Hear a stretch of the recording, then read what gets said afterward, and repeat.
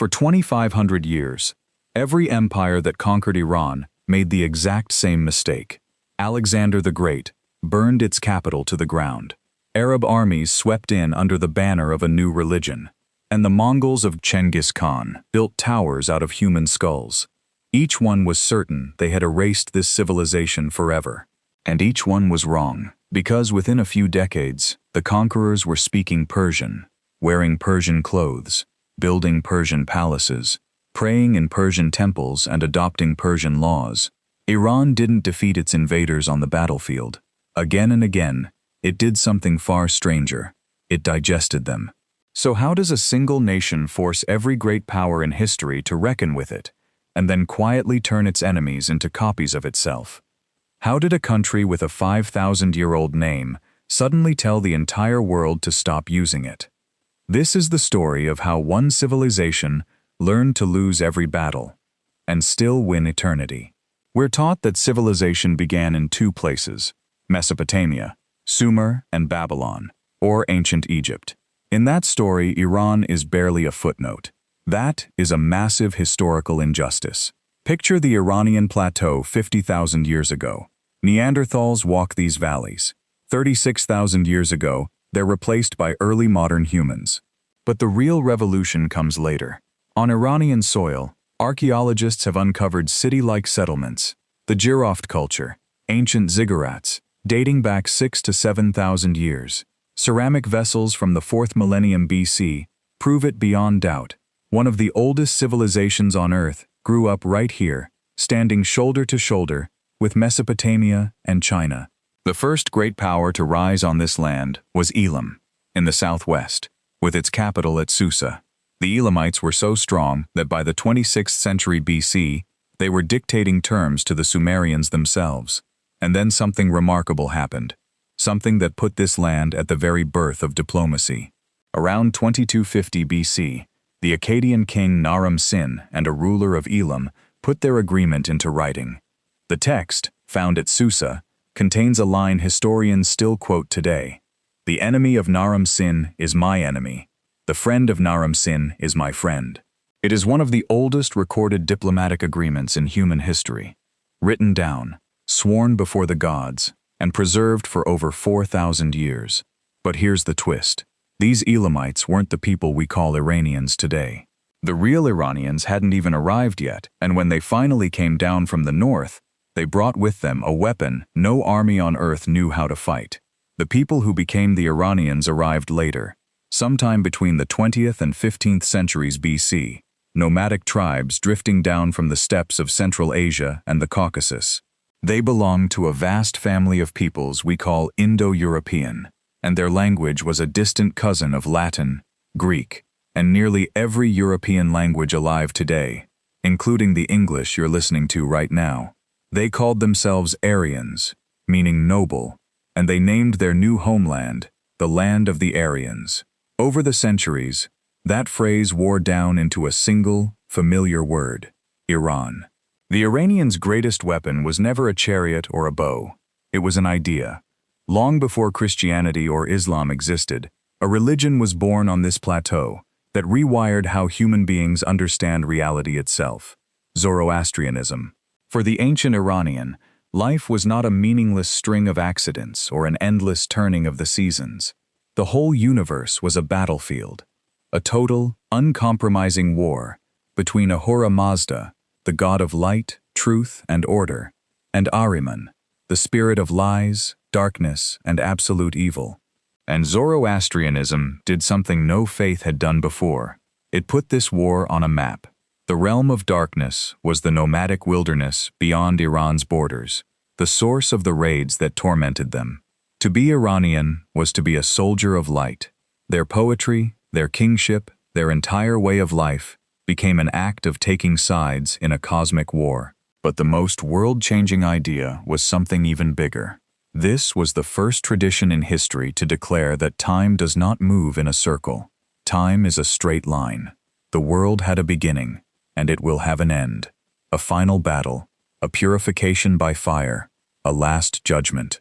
Now think about what that means. Almost every culture before this saw time as a wheel, turning forever. The Iranians took that wheel and snapped it into an arrow, pointing toward a final day. So how did an idea from a handful of plateau tribes end up shaping half the planet? In the 6th century BC, when the Persians conquered Babylon, they freed the Jewish exiles held captive there. For 2 centuries, Judea lived as a province of the Persian Empire, and many scholars believe that during this long, close contact, Jewish thinkers absorbed concepts that were distinctly Zoroastrian: a final judgment, a battle between good and evil, a savior at the end of history, and time running in a straight line toward it.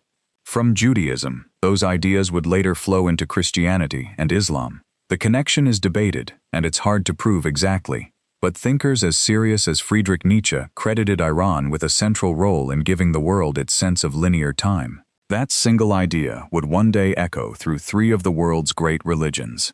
But first, it needed an empire to carry it across the world. And that empire was about to be built by a man whose own death would become the most gruesome story in the entire ancient world. The first great Aryan state was Media, formed around 670 BC. The Medes didn't last long, but they accomplished something enormous.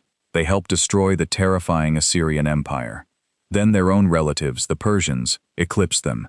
In 550 BC, a man named Cyrus the Great, half Persian, half Mede, united both peoples and began building what historians call the Achaemenid Empire, the first true superpower in human history. Cyrus was nothing like the tyrants before him.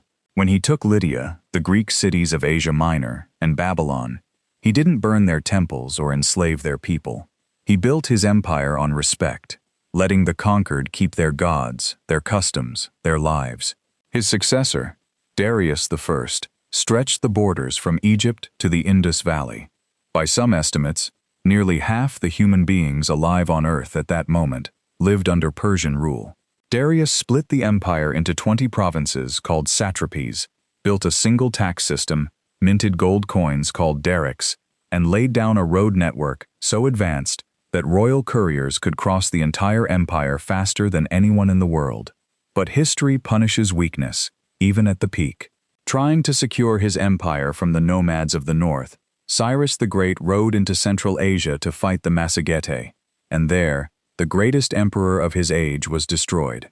According to the Greek historian Herodotus, the Massagetae queen Tomyris, burning for revenge after the death of her son, ordered her warriors to find Cyrus's body on the field.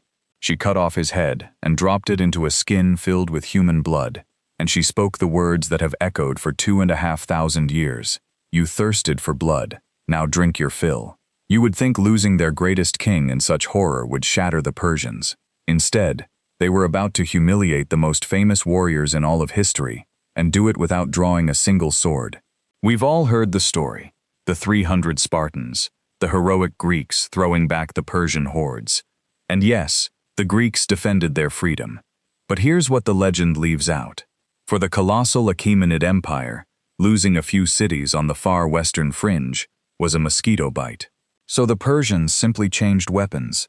Instead of armies, they sent gold. They funded Athens against Sparta, then Sparta against Athens, paying the Greeks to bleed each other for decades. And it worked. In 387 BC, the exhausted Greek city-states signed a humiliating peace, dictated by the Persian king. What Persia couldn't take with a spear, it simply bought. The masters of Greece had become servants of Persia, and not one Persian soldier had to die for it.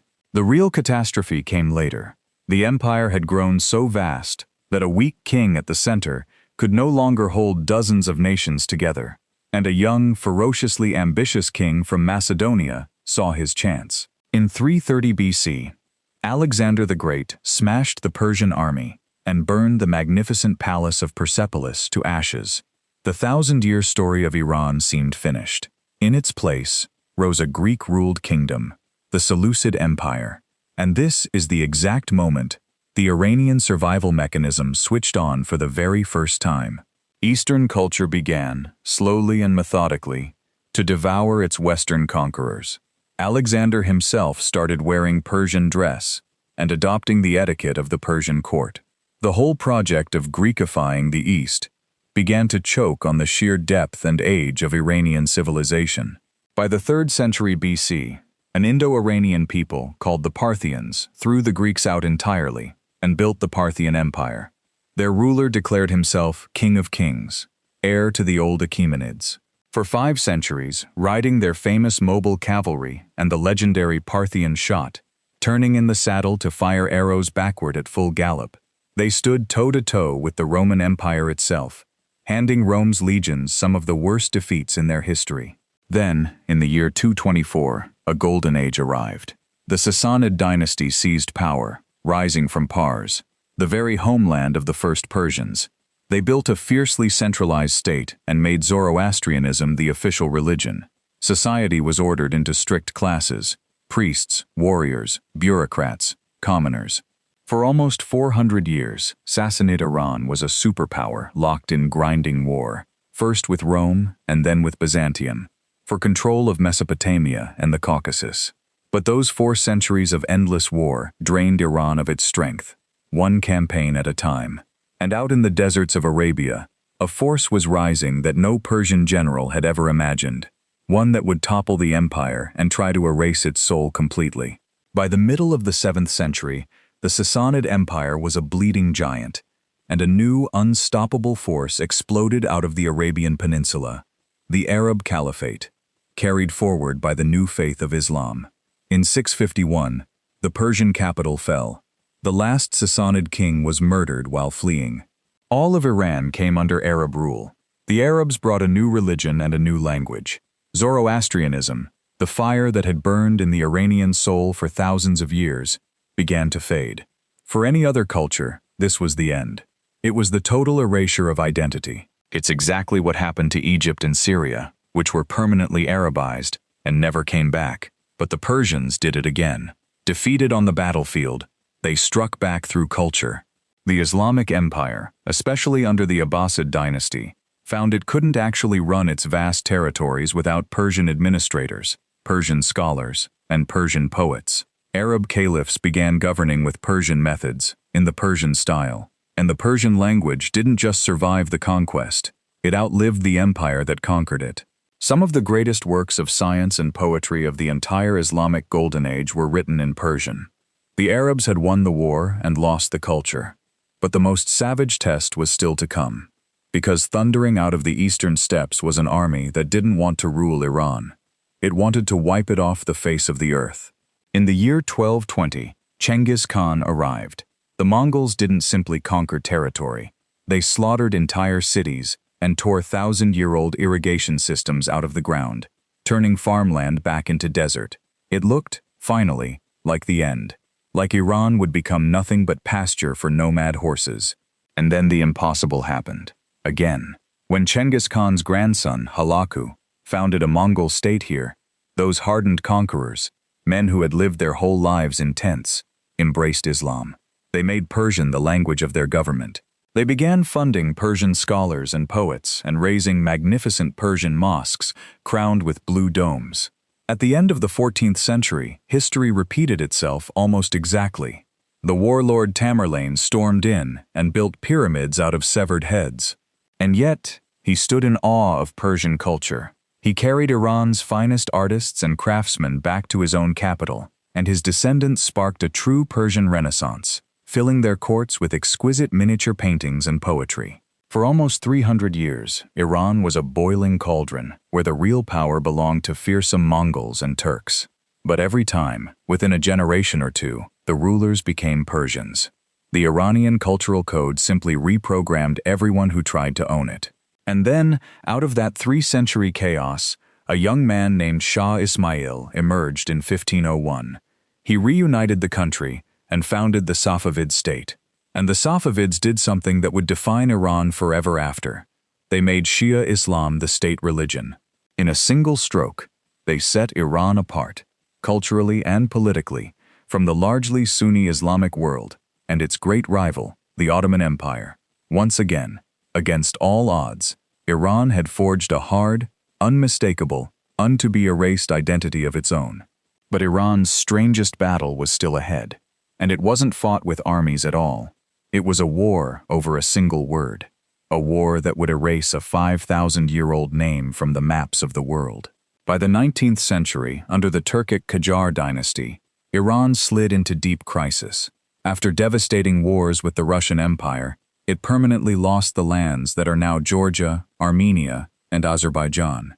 By the early 20th century, on the eve of the First World War, Iran had become a chessboard in what was called the Great Game, the long standoff between the British and Russian empires. The country was carved into spheres of influence.